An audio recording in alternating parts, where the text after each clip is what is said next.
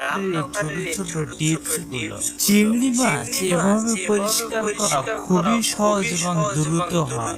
জমাট বাঁধা মাংস কখনো সরাসরি পানিতে ভিজিয়ে রাখবেন না। আপনাকে শিখিয়ে দিচ্ছে এক দারুণ কৌশল।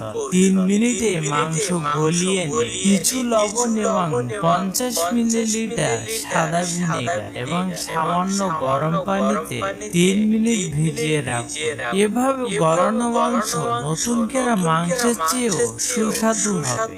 ভাত এমন ভাবে রান্না করবেন যাতে আরো বেশি সুস্বাদু হয়। প্রথমে চাল ভালো করে ধুয়ে নিন। 1 চামচ লবণ এবং সঠিক পরিমাণে সাদা ভিনেগার এবং 2 ফোঁটা তেল মিশিয়ে নিন। ভালোভাবে নেড়ে তারপর ভাত রান্না করুন। ভাত হবে মিষ্টি ও নরম। তেল রাখার বোতল অনেকদিন ধরে ব্যবহারে আঠালো হয়ে যায়। বোতলে